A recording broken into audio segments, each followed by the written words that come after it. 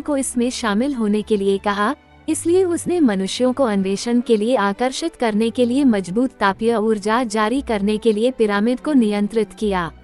जल्द ही यह खबर अमीर आदमी चार्ल्स तक पहुंच गई। उन्होंने वास्तव में ये पता लगाने के लिए अपने उपग्रह का उपयोग किया कि अंटार्कटिक ग्लेशियर के नीचे एक थर्मल ऊर्जा थी। इसलिए उन्होंने आइसब्रेकर को नियंत्रित करने और बहुत तेज गति से अंटार्कटिक ग्लेशियर द्वीप की ओर भागने के लिए दुनिया भर से जाने माने खोजकर्ताओं को तुरंत बुलाया। इस समय प्रीडेटर के आइसब्रेकर ने पृथ्वी के अंटार्कटिक लक्ष्य की ओर एक लेजर बीम लॉन्च किया और मनुष्यों को वहां लाया। इस अवसर पर प्रीडेटर ने उनके लिए पहले से ही एक संधि खोल दी। 1600 मीटर के टूटे हुए छेद ने इंसानों को हैरान कर दिया, क्योंकि एक दिन पहले ऐसा कोई छेद नहीं था। ये समझना होगा कि आज की तकनीक में ऐसी कोई तकनीक नहीं है जो 24 घंटे में इतना गहरा और बेहतरीन गड्ढा खोद सके। हालांकि चार्ल्स ने इस पर विचार नहीं किया, बल्कि अन्य अभियानों से बचने के लिए किया। उन्होंने अभियान निरीक्षण करने की आवश्यकता थी, ने तुरंत अपनी ताकत तैयार की। अपने मुखौटे बाद स्टील का दरवाजा धीरे धीरे कुंजी और कमजोर बिल्ली चेहरे वाले हेलीकॉप्टर लौह रक्त के सामने छिपी हुई निशान दीवार थी। जैसे ही वे प्रकट हुए, उन्होंने जमीन पर सभी उत्खनन टीमों का वध कर दिया। उसी समय एक और टीम उस स्थान पर पहुंची जहां गर्मी स्रोत विकिरण कर रहा था, जिसने सभी को आश्चर्यचकित कर दिया। उन्हें आश्चर्य हुआ जो उनके सामने दिखाई हुए। टीम के सदस्यों में से एक ने गलती से जमीन पर एक तंत्र को छू लिया। एक पल समय से सील किया गया तंत्र अचानक सक्रिय हो गया। तहखाने से एक विशाल प्राणी प्रकट हुआ। ये स्पष्ट रूप से एलियंस के बीच सबसे शक्तिशाली विदेशी रानी थी। विद्युत प्रवाह की निरंतर उत्तेजना से विदेशी रानी, जो कई वर्षों से बनने का फैसला किया। एक टीम रिसर्च जारी रखने के लिए यहीं रुकी थी और दूसरी टीम भी सीक्रेट रूम के सामने आ गई थी। यहाँ एक अजीब भौतिक नजारा दिखाई दिया। यहाँ जैक नाम का एक डॉक्टर था। वो अपने सामने के भौतिक दृश्य से भली भांति परिचित था। उन्होंने कहा कि यहाँ इंसान 100 साल से भी पहले रहा है। फिर उन्होंने अपने अनुभव के आधार पर भौतिक दृश्य खोला। सामने के दृश्य ने उन्हें इतना डरा दिया कि वे पीछे हट गए। उन्होंने तब तक प्रतीक्षा की जब तक कि वो आध्यात्मिक दृष्टिकोण पूरी तरह से प्रकट नहीं हो गया। कि ने धीरे धीरे आगे बढ़कर निरीक्षण किया और देखा कि अंदर 3 अलग अलग हथियार थे। उनकी उपस्थिति को देखते हुए उन्हें लौह रक्त प्लाज्मा कंधे वाली तोपें होनी चाहिए। चार्ल्स भी इन तोपों को लेकर बहुत उत्साहित थे। हालांकि उन्होंने टीम को हथियार हटाने का आदेश दिया। उन्होंने प्लाज्मा शोल्डर तोप को नीचे उतार लिया और तुरंत एक तंत्र चालू कर दिया। उसी समय सेल्टिक को भी यह खबर पता चली कि कंधे की तोप गायब है। वे तुरंत अग्नि डिपो की ओर भागे, क्योंकि उन्होंने तंत्र को छू लिया था और पत्थर का दरवाजा धीरे धीरे नीचे आ गिरा। कोई नया मार्ग नहीं है, इसके बजाय दर्जनों अंडे हैं। जब वे करीब से देखते हैं तो वे देखते हैं कि अंदर कई प्रजातियां घूम रही हैं। वे एक पल के लिए स्तब्ध रह जाते हैं और फिर अंडे फूलों की तरह खिल जाते हैं। खौफनाक बात तो यह है कि चेहरे को फोड़ने वाला कीड़ा धीरे धीरे बीच से निकलता है।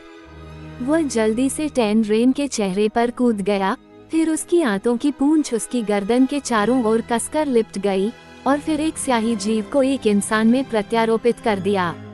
सिस्टर हुआन का शरीर अचानक असहनीय और असहनीय महसूस हुआ। शरीर में जीव तेजी से विकसित हुआ और स्याही जीव फूट पड़ा। इस समय लौह रक्त वाली टीम आग और गैस टैंक के पास आई और देखा कि प्लाज्मा टिप तोप वहां नहीं थी।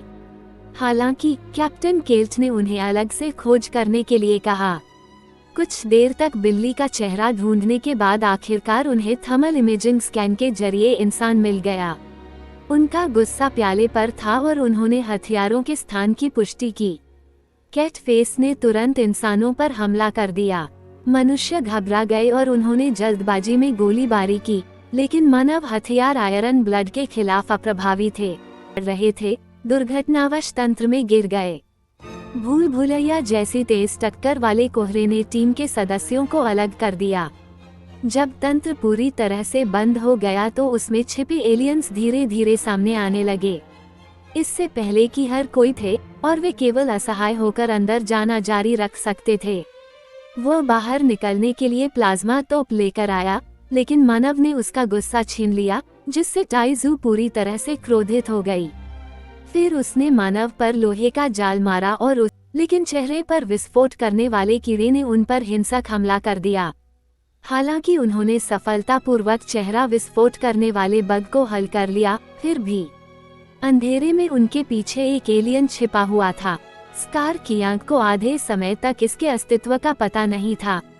जब वह धीरे धीरे पास आया तो वह अचानक पलटा और एलियन के सिर पर चाकू से वार कर दिया। पूरा ऑपरेशन आसानी से हो गया। फिर उसने धीरे से मुखौटा उतार दिया और चेहरे को नष्ट करने वाले कीड़े के एक पंजे को फाड़ दिया। फिर उसने इसका इस्तेमाल हेलमेट और सिर पर सख्त निशान छोड़ने के लिए किया।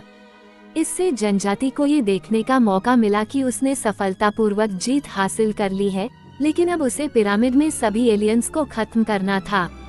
खोजकर्ता, जिसने अभी अभी अपना वयस्क प्रशिक्षण पूरा किया था और एक योद्धा बन गया था, जब उसने ये दृश्य देखा तो चौंक गया। वह जल्दी से गुप्त कमरे से भाग निकला। हालांकि रास्ते में उन दोनों का सामना विपरीत लिंग के एक सदस्य से हुआ। वे इतने भयभीत हो गए कि सामने चट्टान के किनारे की ओर भाग। इससे पहले कि वो आखिरी बूंद उठा पाता, एक अजीब सा खून उभरा और उसे दीवार के खिलाफ दबा दिया, जबकि भाला एक साथ जमीन पर गिर गया। उसे नहीं पता था कि स्कार इतना शक्तिशाली था कि उसने सीधे एलियन को दूर फेंक दिया। लेकिन उठने के बाद उन्होंने अपना निशाना कमजोर व्यक्ति पर केंद्रित कर दिया। सौभाग्य से मफी ने तुरंत भाला उठाया और उसे एलियन के शक्तिशाली शरीर में घोंप दिया।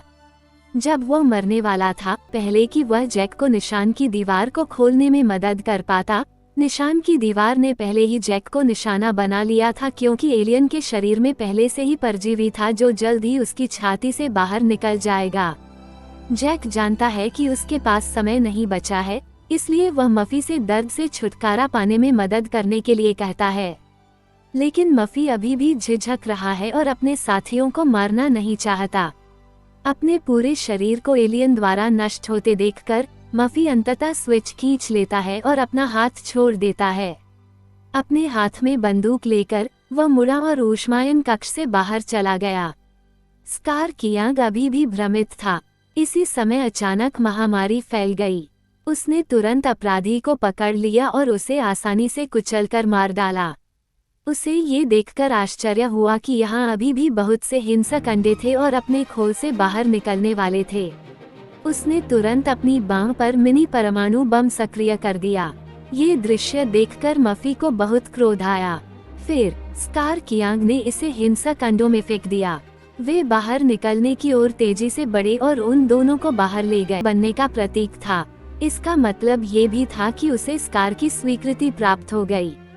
उसी समय जमीन के नीचे से अचानक विदेशी रानियों की एक श्रृंखला उभरी। नीचे से ऊपर चढ़ते हुए अभी हुए विस्फोट से उसकी मौत नहीं हुई। प्लाज्मा तोप की मदद से स्कार की आंख के पास डार्ट्स जैसी आध्यात्मिक शक्ति का उपयोग करने के अलावा कोई विकल्प नहीं था। लेकिन यह अदृश्य लौह रक्त वाला टीम लीडर धीरे धीरे उभरा। हालांकि उसके पीछे एक विशाल उड़ने वाला जहाज दिखाई दिया और 8 शक्तिशाली विदेशी प्रजातियों ने एलियन रानी को मारने के लिए जाएंगी और आने वाली पीढ़ियां उनका आदर और सम्मान करेगी। फिर टीम लीडर ने स्कार को उड़ते हुए जहाज में ले जाने के लिए एक टीम भेजी। इस समय टीम लीडर ने देखा कि मफी के माथे पर उसकी अपनी जाति का प्रतीक था। उसे अचानक एहसास हुआ कि उसे स्कार द्वारा पहचाना गया एक इंसान मिल गया है। हालांकि उन्होंने मफी को भाला उपहार तूफान सामना वाले कीट के साथ लड़ाई के दौरान स्कार की आंख पर हमला किया गया था। ग्रह पर वापस जाते समय अंतरिक्ष यान ग्रह पर लौट रहा। फेथ फिल्म और टेलीविजन कमेंट्री देखने के योग्य है।